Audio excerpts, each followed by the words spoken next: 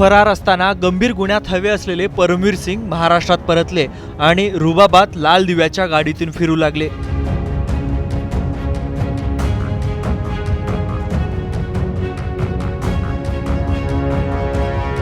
नंतर परमवीर यांच्या नावासोबत जोडलेला फरार हा टॅगही गेला, पण वाद काही थांबायचं नाव घेताना दिसत नाही।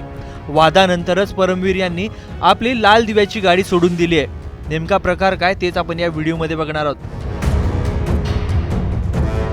तत्कालीन गृहमंत्री अनिल देशमुख यांच्यावर सनसनाटी आरोप करून मुंबईचे पोलीस आयुक्त असलेले परमवीर सिंग यांनी देशभरात खळबळ उडवून दिली।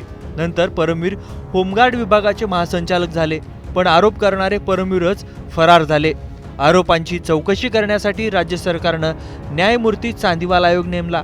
वेळोवेळी समन्स बजावूनही परमवीर काही आयोगापुढे हजर झाले नाहीत, नोकरीवरही रुजू झाले नाहीत। शेवटी सुप्रीम कोर्टाच्या हस्तक्षेपानंतर गेल्या 25 नोव्हेंबरला महाराष्ट्रात प्रकटले।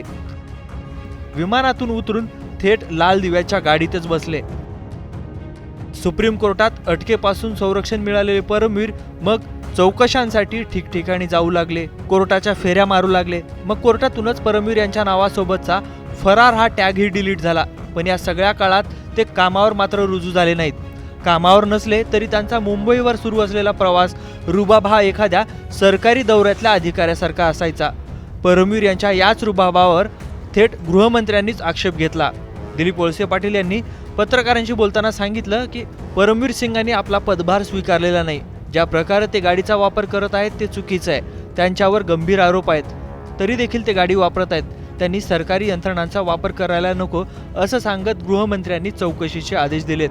गृहमंत्र्यांच्या याच भूमिकेनंतर परमवीर सिंग यांनी लाल दिव्याची गाडी सोडून दिली आहे। ठाण्यातील कोपरी पोलीस ठाण्यात दाखल खंडणीच्या गुन्ह्यात सीआयडीनं समन्स बजावून परमवीर सिंहांना चौकशीला हजर राहण्याचे आदेश दिले होते। मंगळवारी या चौकशीला जाताना परमवीर सिंह हे लाल दिव्याच्या गाडीत न बसता एका इनोव्हा गाडीत बसले। भर रस्त्यातच त्यांनी लाल दिव्याची गाडी सोडून दिली आणि इनोव्हातून पुढचा प्रवास सुरू केला। पण नोकरीवर नसताना लाल दिव्याची गाडी वापरणं योग्य आहे का? एवढे दिवस सरकारनं या प्रकाराकडे दुर्लक्ष का केलं? याबद्दल तुम्ही तुमची मतं कमेंट बॉक्समध्ये नोंदवा।